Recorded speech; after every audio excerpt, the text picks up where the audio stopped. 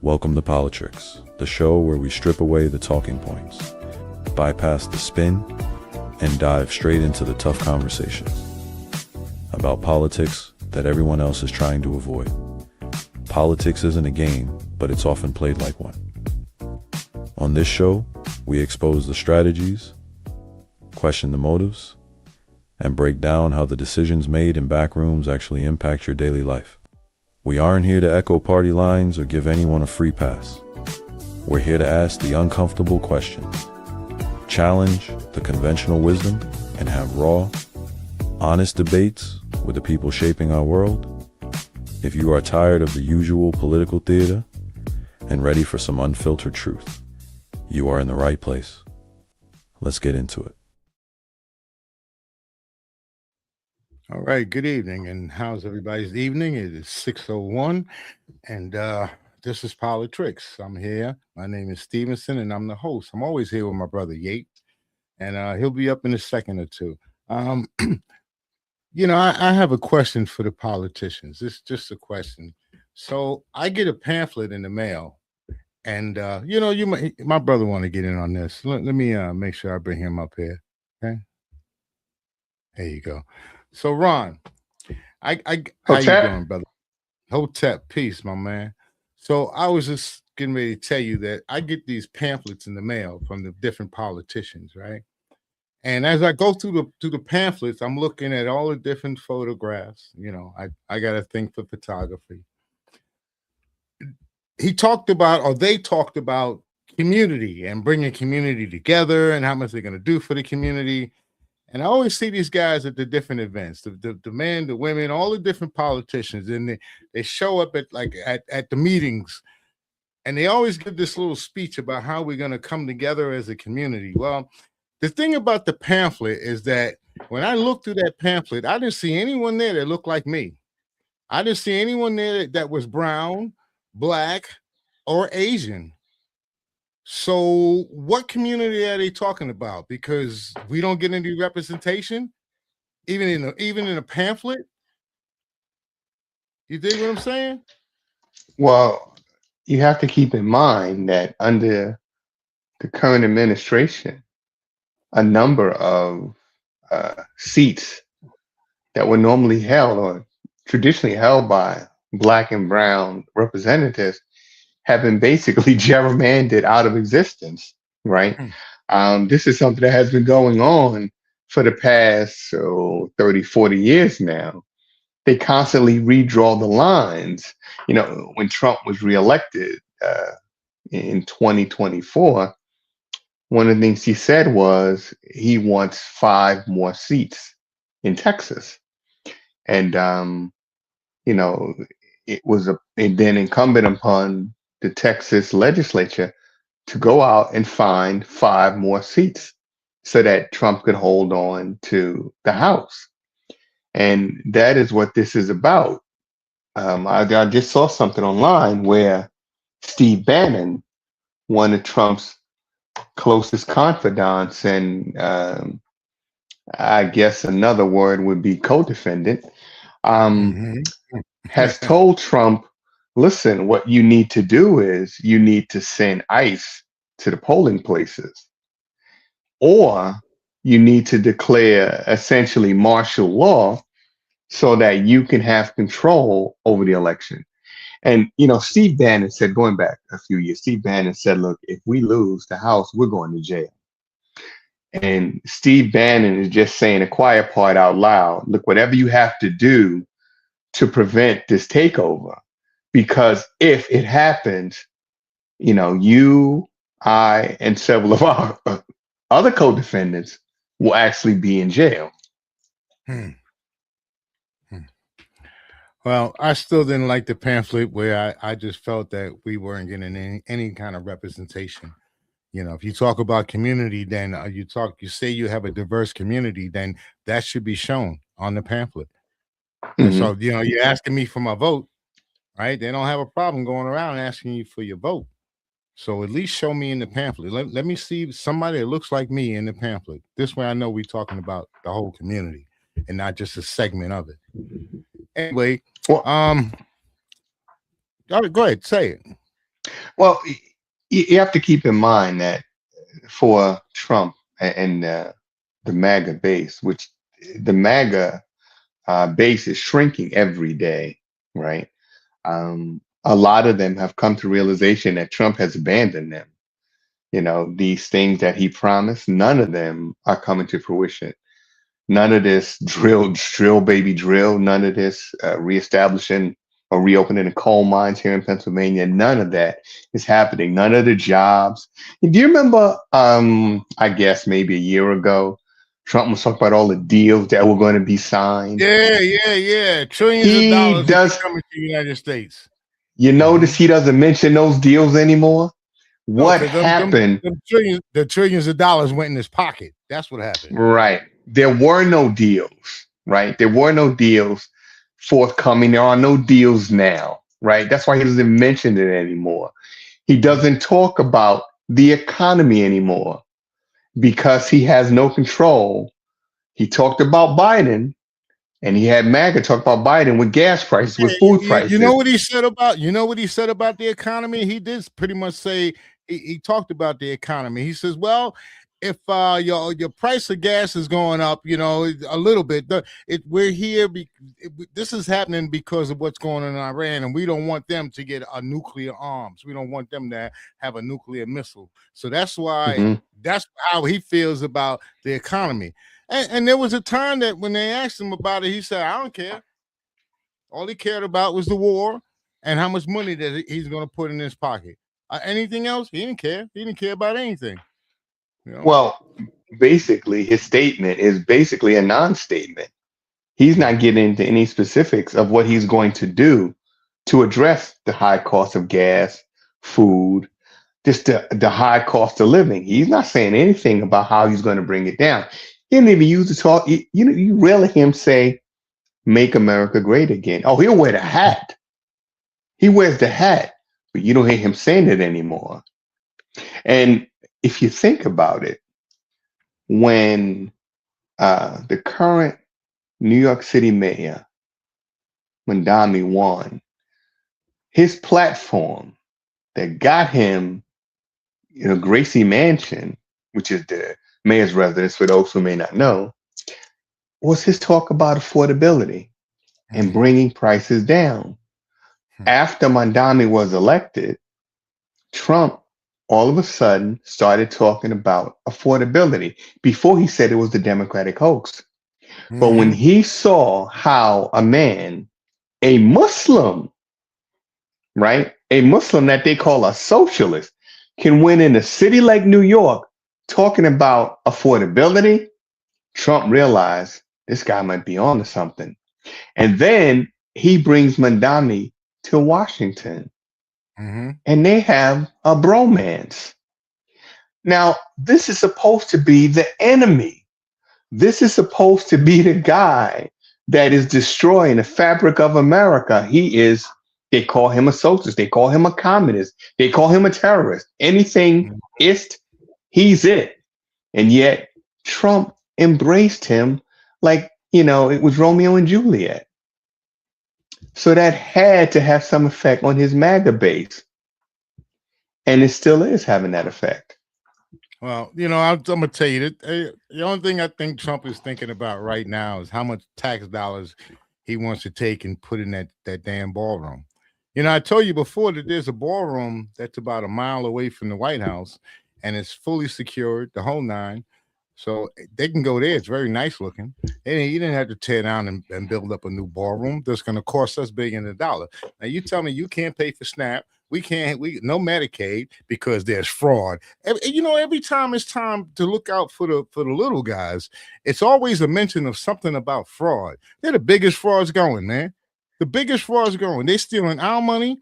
They're doing insider trading. All kind of nonsense is going on up there, and they keep turning around and saying the immigrants are the problem. If they're not the problem, then black people are the problem. Everything is the problem except for themselves. They're the problem. That's who the problem is. Well, the thing is that can't be true. And that can't be true because Trump said when he was elected the first time, he was going to drain the swamp.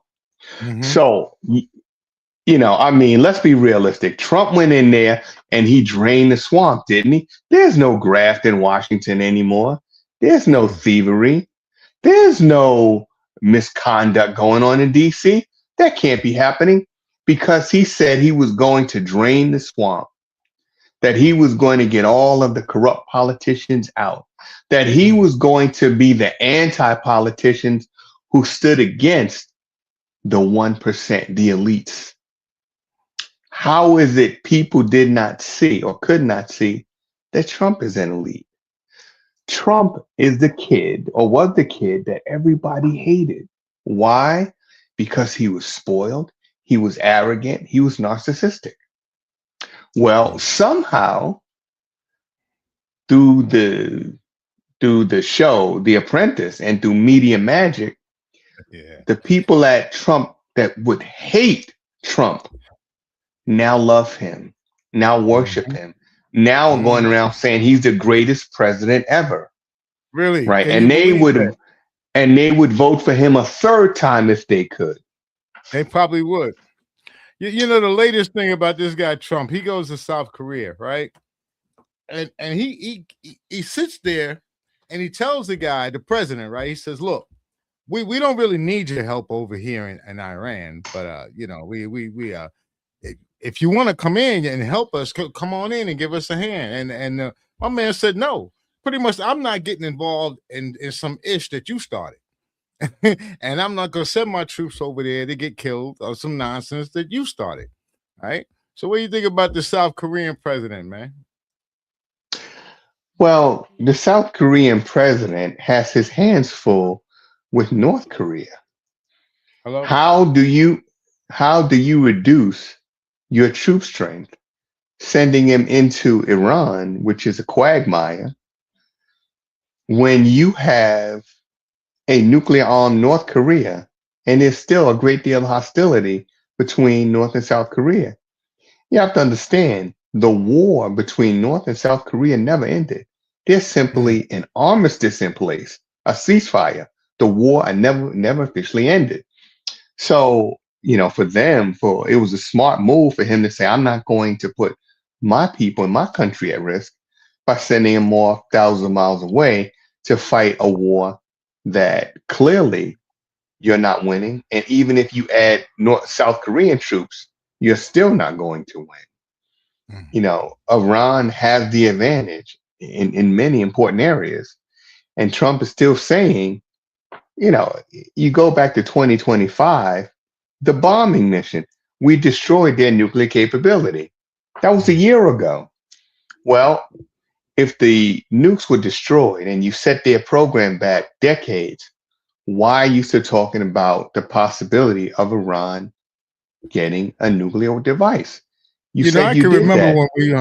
when I can remember when we first had this conversation about the Iran war. I think a lot of people didn't think it was going to last very long, and I said, yeah, I think it's going to last.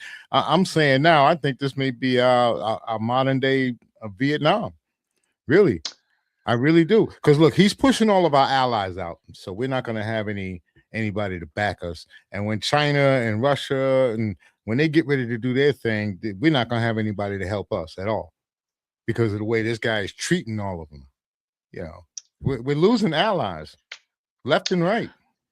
Well, yeah, and it is because history repeats itself, right? What happened that led up to World War One, some of the same ethnic tensions, uh, some of the same conditions were present when World War Two started, and now here we are on the precipice of World War Three, and it's still some of those same, you know, issues that were going on in the time, of leading up to World War One, and certainly during World War Two. You had this whole thing with immigration and people that were considered outsiders. Hitler called himself the master race, right? The Aryans. I guess Hitler didn't realize that Arius was a black man, but that's Mm. another story. But the thing is, they believed themselves to be superior to all the other people living in Europe and around the world for that matter. So that same sort of mentality exists today, where people who are black and brown are relegated to the lowest levels of society, right? I mean, these people are being killed in the streets by law enforcement. We're not talking Law about enforcement. random killings. We're talking about members of Law. law enforcement, Yep. right, who are sworn to protect and to serve, killing people. And what is their crime? Protesting. And let's be realistic. There are no legal repercussions. Trump, after this most recent killing, said, no, we're not going to stop the protest. Or should I say, we're not going to stop the enforcement. We're not going to stop the roundups. In fact, he wants to increase the number of people that are rounded up because it's a distraction. When was the last time you heard any real talk of the Epstein file? I haven't heard anything about the Epstein file in a minute or two. You understand? I mean, a couple of people have brought it up here and there, but nothing severely, nothing that you could say is newsworthy. You know, Hmm. but those agents that are out in the street, they remind me of what you read in history about these like the first policemen, and their job was to go out and bring back the slave catchers. And Hmm. these guys, they act the same way. They act just like that. They'll go inside of a kindergarten school. I've seen it with kindergartens, right? They'll go in there looking for immigrants, maybe the teacher or maybe some of the parents. They'll go in there looking for them. That's got to be illegal, man, to do that. And they don't care about the law. Remember I told you I think that most of these people that are in ICE are probably part of that 1,500 that Trump pardoned. Well, that is known. There are a number of people that went into the Capitol on January 6th that have been hired by ICE. In fact, there was a hearing where they asked, I think it was Pam Bondi, about someone specifically who was arrested for participation in January 6th and who is now a member of ICE. You know, these crimes were felonies. And now these felons have been issued guns and badges and are told to go out and round people up. And not Well, do, and when we got a felon running the country, right? So absolutely. So, I mean, the law, I don't know if it ever really mattered because clearly it doesn't matter at all anymore. At least there was a time when we had the perception of law and order. Now there's not even a perception. let me tell you, even this guy Todd Blanche. So he gives a speech talking to pretty much saying about anybody who attacks a police officer will reach the full extent. They'll get the full extent of the law. We're going to be punish them to the full extent of the law, and most of we can. So my question to Todd Blanche is: all of those people, the January 6s that beat up on them cops with the flag poles and all kind of nonsense, so they got let off. So what are you going to say to Trump, that those people should be arrested now, Well, rearrested? he was called out on what is clearly hypocrisy. And of course, he's trying to do a song and dance and explain that there's a difference now. Oh, As I said, there's not even a perception of law and order anymore. Basically, what Donald Trump wants him to do. Now, let's be realistic. Pam Bondi, the original attorney general under Trump in his second term, was one of Trump's personal attorneys. Todd Blanche represented Trump at a number of his on a number of his cases. These were both his personal attorneys who are now supposed to be representing the United States and not one particular client. Well, that's not the way it is. They are protecting the interests of Donald Trump. To hell with the rest of us. And, when you talk about Donald Trump, and, I even hate to mention his name at times, but he has now threatened to bomb Oman.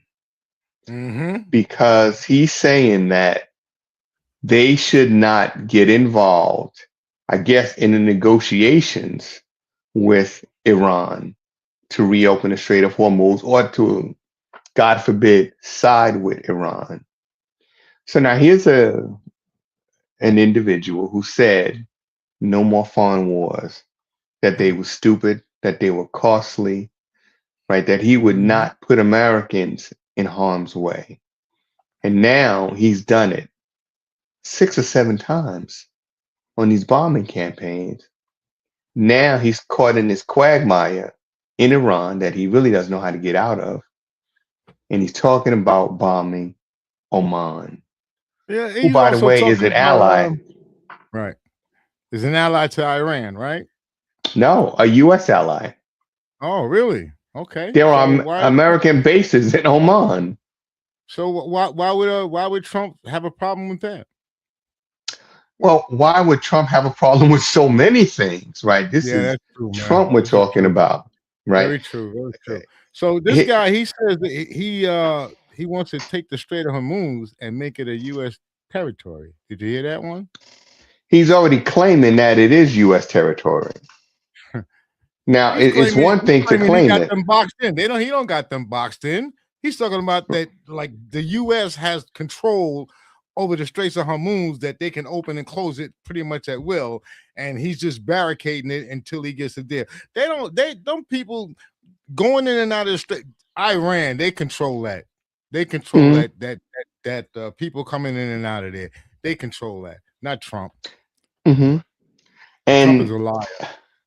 well, he is, but I think what Trump tries to do is he tries to control the argument and control the narrative. So he knows that his MAGA base is dwindling. I think his most recent approval rating show him about 33%, and that's on a good day. So his MAGA base is shrinking, right? In terms of his control over the Republican Party, he seems to be losing his grip there too. In fact, there was just a recent primary, and the Trump backed candidate lost and lost badly. And yeah, as I said, I was looking at the gubernatorial race and the senatorial races down in Florida. Well, that is Trump territory. That's Trump land, Florida, right? Well, he's backing Byron Donald down in Florida for the governorship. There are about 7 candidates vying on the Democratic side uh, to unseat uh, DeSantis down there. So one way or the other, it appears that Florida is going to have its first black governor. Yeah, You right. know, one way or the other. I mean, it would Either be Republican or Democrat, right? right. It would be pretty bad if it turns out to be, Byron Donald, right? Uh, Did you ever see the movie Django? yeah, Yeah, what happened? we might as well elect Steven if we're going to let Yeah, Byron yeah, Donald get in there. Because this the guy that said, "Oh, Daddy's home," right, yeah, referring to yeah. Donald Trump. So this guy, he has no interest in escaping the plantation. You know what I mean? No And interest at all. Yeah. they, not too long ago, there was a kid. I don't mean to get off track a little bit, but there was a young man who's 17 years old. I think you brought it to my attention last week that he was fatally shot. This was in Austin, Texas. That the Austin police officer, Norfolk, that the kid called 911. And when the hmm police arrived, they told him, put your hands up. And the kid lifted his hands, but he grabbed the bottle of water that was in his waist. And they put 20 rounds in this kid, man. So hmm the media down there is now trying to spin it, I guess, by trying to say that the kid was going for suicide by cop. But the Well, deal is the kid didn't have a weapon. He had well, no you know weapon. what? Well, you know what? That is something that is par for the course, right? The media will always try to inflame passions and at the same time sort of redirect the argument away from what is law and what is standard procedure. So you take a Caucasian suspect who is armed. Somehow the police able to take him into custody Every time. without incident. You take an unarmed black man, and we all know about Amadou Diallo. He was shot 19 times because he pulled out his wallet because he thought he was being robbed. And of course, the media will say, well, you know what? The color of his skin played no factor. These cops, they were afraid for their lives. 4 armed men against one African who barely spoke English, who was giving up his wallet because he thought he was being robbed. You're telling me they were afraid? If you are that afraid, why the hell are you a cop in the South Bronx? That's kind of what I was going to say. You shouldn't be a cop if you're going to be, I mean, fear. Everybody's got a little fear, but you can't allow that to make your judgments. When you But see a fear, kid, you're in their neighborhood. You're in their neighborhood. but You coming, it's like you coming into their neighborhood. They look a certain way, they dress a certain way, and they speak a certain way. But that doesn't mean everybody there is a criminal. yeah, but I mean, in the case of Amadou Diallo, there's 4 against 1. You have 4 guns aimed at this guy. Why are you afraid? What is there to be afraid of? You hold a clear advantage. You're pointing guns at him. He doesn't have one. And what happens with police or with law enforcement? There's something called sympathetic shooting. So when one officer fires, all of the other officers fire as well. Later on, they'll say, well, why did you shoot? Well, I thought I saw. Why did you shoot? Because you shot. So they call it sympathetic shooting, but everybody just opens fire. And then later on, we'll put a story together to explain our actions. But that happens, right? It happens more often than you would think, right? Now, Sadly. you were a police officer during your heyday. Have you ran across any situations like that? I have never, fortunately, have never had to fire my weapon at another human being, right? But I am aware of that concept of sympathetic shooting, right? Where somebody shoots and you just shoot. You're not really sure why you're shooting, exactly what you're shooting at, but you see one of your colleagues fire, so you fire as well, right? Um, it's, I guess, a more advanced form of peer pressure, right? You see them doing it, so you have to do it too, right? But it has resulted in the loss of life of so many, black men and women, Hispanic men and women. I think I told you before becoming a police officer, I was a paramedic. And I was there the night that the 2 young Hispanic men were shot and killed in the South Bronx. I can remember one's name was Baez. I don't remember the other one, but clearly when my partner and I entered the apartment and found the young man who was dead already, he was deceased, lying on the living room floor with a gun laying next to him. I've been on the scene of many shootings. Never is the gun left there. You never leave a gun laying there, right? I mean, it's a weapon. You don't leave a weapon laying there. Possibly somebody could pick it up and use it against you. You do not leave a weapon. Then I was told that there was another one in the back bedroom. We go back there. Another young Hispanic man shot dead and a gun laying next to him. So clearly, this was I guess, A a lack of a shootout. better word. No, this was a contrived crime scene. These guys never fired a shot. All the bullets were going in one direction, right? These guys were killed. And initially, what happened was they said that the bullets that struck them were from them facing the police. Well, the medical examiner later on said, no, these guys were shot in the back. Mm. The wounds on their chest were exit wounds, not entry. And there were bullet with, I guess it was markings on the floor. Well, somebody penetrated through the floor, into the apartment below. So if you're shooting at someone standing, level with you, how do the bullets go down and into the floor? So this was an assassination. Mm. And I remember in the weeks following that incident, we were called down to the U.S. Attorney's office and we were questioned at length about what we saw that night. Well, this was 1993, somewhere around that time. And do you recall who was the mayor in 1993 in New York City? With the brother. No, no, no, no, no. We're What are you gonna talking a say, man by the name Giuliani? of Rudolph Giuliani. Giuliani. Yeah. Giuliani was the mayor. And where did Giuliani come from prior to running for the office of mayor of New York City? Wasn't he a cop or something? Giuliani was the U.S. attorney for the There you go. Southern District of New York. He So was of a top course, cop. the investigation is going through the office that he headed. So of course, what happened was this case was basically, it just went away. There was no justice for these families.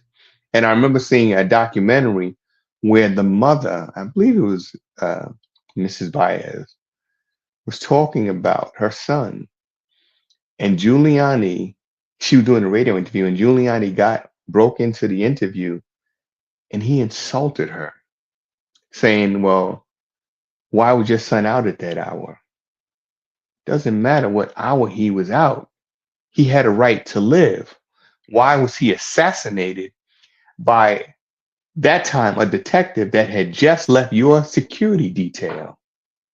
That's why the case was basically dropped into the circular file. Hmm. That's why there was never any justice. And now he's around here, Giuliani, that is around here looking for sympathy because his money was taken from him. Hey, God don't like ugly. Not at That's what all. I can say. Yeah, you Not do at all. something, it'll come back on you. You know, but Hmm. this. I've been keep looking at Trump and what's going on with in Iran and all the money that we're spending on the Tomahawk or the Patriot missiles, and there's a lot of money that's being spent on that, man. We're talking about billions of dollars, and they're talking about they don't have a whole stockpile that they're short, that they need more ammunition. Hmm. I, The reality is this. Trump is talking about bombing Oman if they get involved. Hell, we ain't even got the missiles to bomb Oman, how about right? that? You know, what the Secretary of Defense or Secretary of War, as he calls himself, Pete, pass me my drink, Hegseth, he is supposed to be the one who makes sure that our military is prepared in the event of war. So we're firing these missiles like we have an unlimited stockpile. We don't, right? We've exhausted so many in just this first year and a half of the Trump administration because we've already had these multiple military actions. The idea is to be forward thinking, to plan for any eventuality. What if Russia were to attack? What if China were to attack? What if North Korea were to launch an attack? Or what if, because Russia and North Korea are fighting together right now in Ukraine, what happens if their Mhm. combined forces attack the United States? Well, of course, Trump, he says, well, he has a good relationship with Vladimir Putin. When asked about Kim Jong Un the other day, he says, well, I have a good relationship with Kim Jong Un.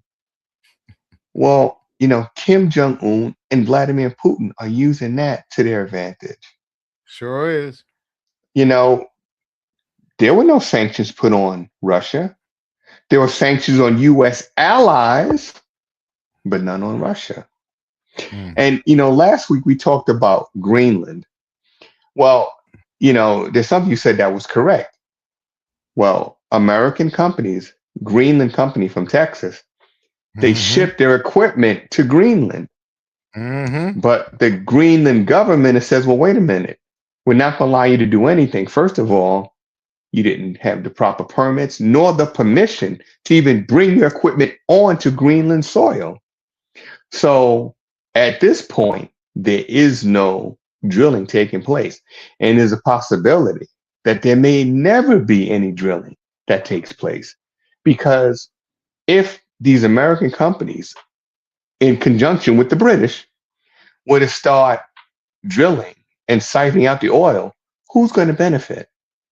Mm. The people of Greenland. We're talking about a big country or a big piece of land, but not a lot of people. These people are not, we're not talking about rich people. So they're going to sit idly by while their oil is pumped out and shipped to America, shipped to the Middle East and other places.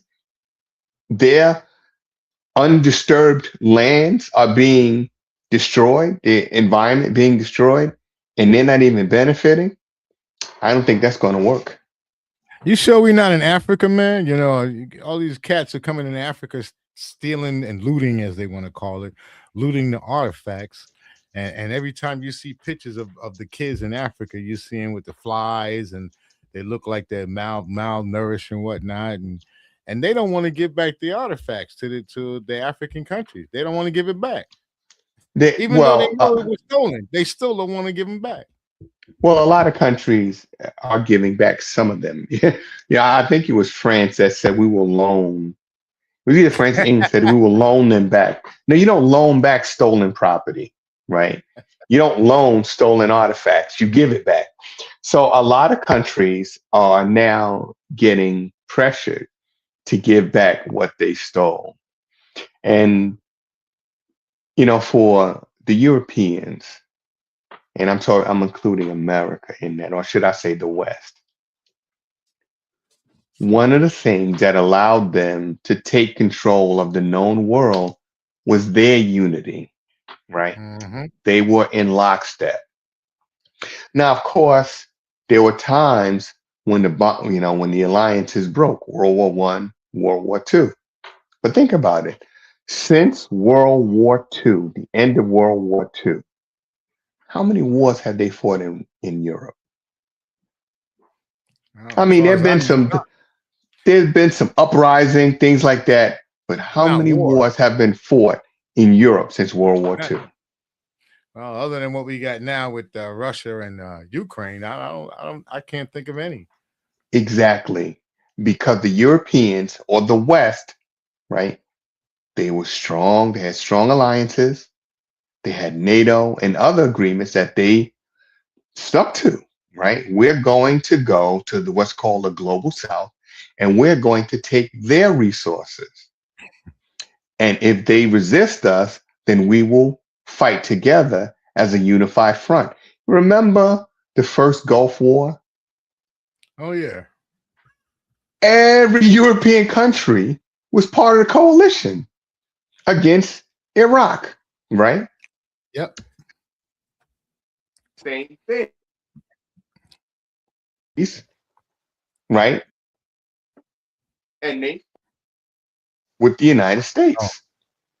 Well, now those alliances are broken, right? Now you have a country like America, which has always been one of the, or probably the greatest NATO benefactor, has now basically essentially ended their relationship with NATO. They're not providing assistance to Ukraine. They're talking about taking the land that is controlled by Denmark, Greenland, right? So those alliances are breaking.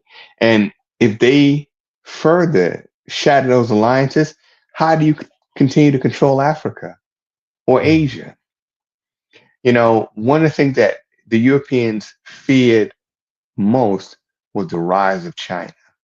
China's a counterbalance to NATO and to the European powers. Their thing was, well, we control the Pacific Rim. Not anymore. There's a new sheriff in town. In Africa, you have the Sahel states, and that sort of mentality is spreading throughout Africa. So who's going to control Africa? So for the Europeans, it's going to be an uphill battle. But they're not going to control Africa right now. A lot of the African countries are breaking off of that nonsense, man. They don't want to be bothered with that because they know that these guys are coming in there and stealing all their money, stealing all their gold, taking all their resources and going back to their country and leaving the country that they stole it from dry. Give them back pennies on a dollar. That's what they're giving them. So, and a lot of these people like Burkina Faso, we talked about that. Hey, my man is not going for that. And Ghana is not going for that either. Well, that's why Trump, right? And let's be realistic. The United States has been going after the low-hanging fruit, the small country that can't defend themselves, right? The countries that can defend themselves, we're not entering into any kind of military confrontation with them. We've been talking about North Korea going back 30 years. I remember John McCain was on the floor talking about singing bomb, bomb, bomb, bomb, bomb Iran, right? This is going back for 30 years. But we never ran into North Korea. We haven't run into the Soviet Union or now Russia. Didn't go up in there. We went into Vietnam and said, we'll have this mopped up in 6 months. It took 10 years. Yeah. We went into Iraq, right? Iraq, they barely recovered from the first Gulf War. Took us 20 years in Iraq and Afghanistan. They don't have a military to speak of. Now Trump is telling us, well, we're beating the hell of the Iranians. Really? That's not true. It doesn't seem to be that way to me, not from what I could see. Well, you know what? It doesn't seem to be. It seems that they are still in charge of the straits, and they still sending these drones and blowing up this and blowing up that. Then they just blow up a ship that was trying to come in. I think they blew up one of the oil tankers that were trying to come in. So they still have military capability. Absolutely, they do. You see, now when you talk about Trump or even the Republicans, they're only speaking to a segment of the population. They're not talking to you or I. They're talking to people that still believe Trump, that we're winning this war, that this war is winnable. They're listening to Trump when he says, well, it's either that or Iran having a nuclear weapon. These are the folks that, if you tell them, well, it's going to rain cats and dogs, they're going out there with flea collars, right? Because, these are not the smartest people. Trump said, I love the uneducated. And that's who he's talking to. Because how are you going to tell me a year ago that you bombed them and that you destroyed their nuclear capability? And then 8-9 months later, you're telling me you got to go to war with the same people you destroyed their capability? And then when you started the war, you said the war was over in the first couple of hours. We bombed them into the Stone Age, yet they control the Strait of Hormuz. Now, he's a liar, man. It don't take a rocket scientist to figure out, well, wait a minute. We destroyed them, but they are controlling the Strait of Hormuz. It don't take a rocket scientist to figure out somebody's not telling the truth. So, but if you say something to him about it, or you come at him about it, the first thing that comes out of his mouth is says, well, that's fake news. Fake news, fake news, fake news. And who is he saying that to? If you notice, Trump doesn't go on ABC News. Trump doesn't go on CBS. Trump doesn't go on MSNBC. Trump goes on Fox News. That's it. And even Fox News is now disagreeing with Trump, with the economy, right? They're breaking with him on issues like the economy and the ongoing war, right?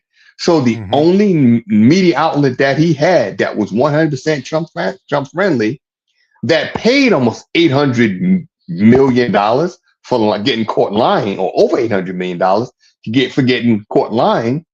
Now they're probably 89% Trump friendly now. And that number is going to continue to fall because, a lot of the MAGAverse is beginning to slowly wake up. They don't want to wake up. It's like, you're in a marriage, it's a bad marriage, but you've grown comfortable, right? And you don't want to venture out and look for what else is out there. So they don't want to wake up. They don't want to come to, reality, but it's happening every time they go to the gas pump. I could tell you better be careful because it sounds like you're talking about people who are woke. Isn't that a crime to be woke? That's what they tell you, right? That it is a crime to be woke. But I think a lot of the people that were once identified as MAGA are now saying, hey, listen, we're woke and the sky hasn't fallen in. There's nothing wrong with being woke. There's nothing wrong with knowing the issues. There's nothing wrong with understanding, right, what's happening in this country. And, I think it's important for people to understand, right? We go to the polls every 2 years, every 4 years, and we think there's going to be drastic change. But the reality is, when Biden was president, if you were poor and struggling, if you didn't hit the lotto or something like that, when Biden left office, you were poor and struggling. When Trump came in, if you were poor and struggling, damn it, you're poor and struggling right now, right? I don't care what I don't care if you live in a blue state, a state you call a red state, you are not benefiting economically. On the only thing they could talk about in terms of Trump and his legacy, the border, which was a completely made up issue. They can talk about, there's really not much else really you can talk about except the border. And he'll tell you about the big beautiful bill. Now he'll tell you that's a success, right? It's a success for rich people like him. Now people talk about the tax cuts, right? Okay, what they don't, it's like you tell people stuff and it's selective hearing. They hear what they want to hear. So they heard tax cuts, no tax on overtime, no tax on this, no tax on that. That's not even true. These taxes are still in place. But the other thing is the tax cuts for the wealthiest people are permanent. That's right. The tax cuts for working class people expire when Trump leaves office. Well, there weren't really much tax cuts for us, man. I mean, I was looking for that tax cut on Social Security. Remember, you said he was going to give us, if you're receiving Social Security, you're going to get that. You don't have to pay the taxes. I was looking forward to that. But, nope. Again, the man is a liar. He's just a straight out liar. I mean, his lies have gone into the thousands. Okay, he's told thousands and thousands and thousands upon thousands. I would say millions over the course of his life. But now in 2 years, these tax cuts for the working class and poorest Americans are going to expire. But the people like Elon Musk, who cut jobs, who forced Americans onto the unemployment lines, and who in turn became a trillionaire. MAGA has to look at that and say, what the hell did we vote for? This guy closed down our factory, the one that supported this little town. It destroyed not just the town, but the families in the town, generations that worked at this one plant.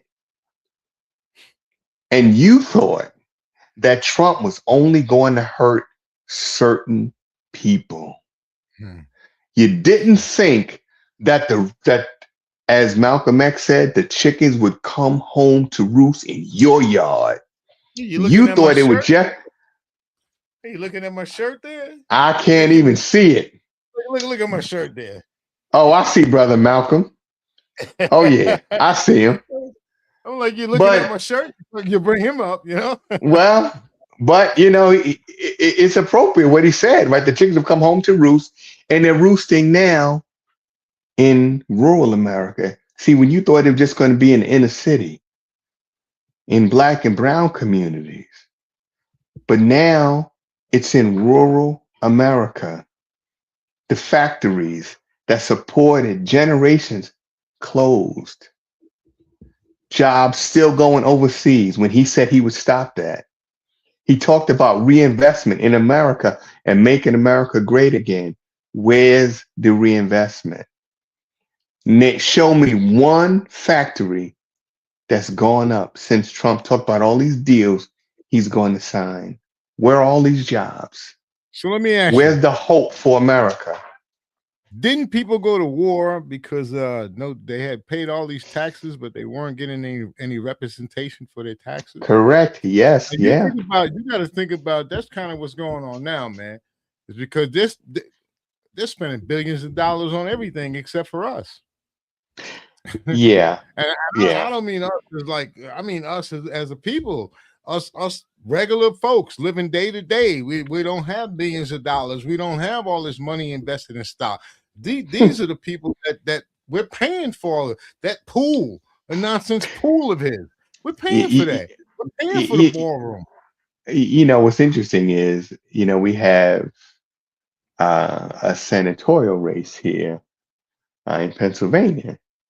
And I see these commercials, these competing commercials, where Rob Bresnahan has, so-called hardworking Americans come on talk about. Rob Bresnahan doesn't take a salary. He gives it all back to you. Well, first of all, the money doesn't come to the people of Pennsylvania, the people in the Commonwealth. That's number one. Number two, Rob Bresnahan is enormously wealthy. The man bought a helicopter, right? I mean, a helicopter, for every 1 hour flight time, there's 2 hours of maintenance. And yet he rides around in his own helicopter. Does he need $175,000? No. It's laughable.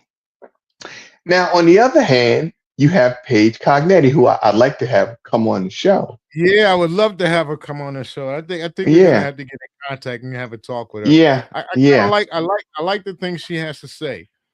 I do.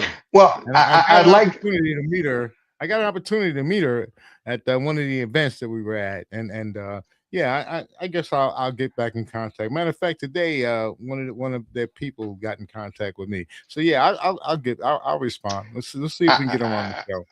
I'd like to hear more of what she has to say, because the reality is I want to know, and like a lot of people in this country want to know, okay, we understand you don't like Trump. That's fine. You don't have to like him.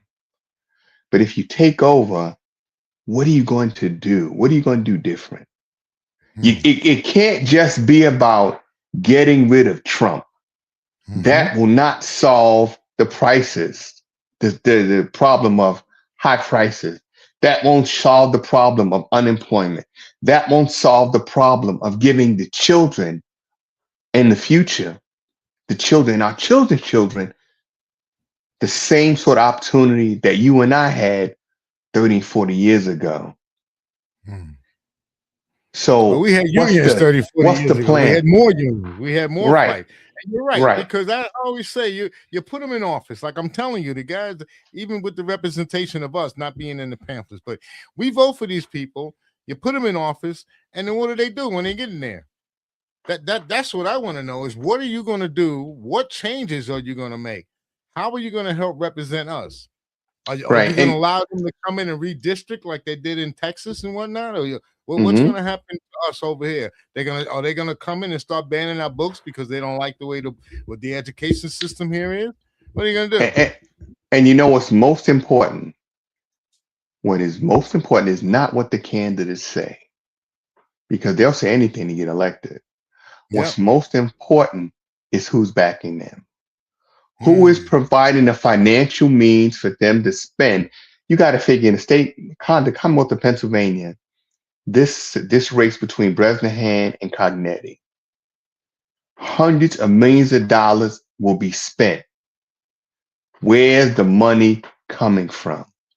How much of this money is coming from special interests like the pharmaceutical industry, like APAC, right? That tells you who you're dealing with, not what they say. It's who supports them, who goes to those, $25,000 a plate to eat some rubbery chicken banquets. That determines their platform. Look at the donor list.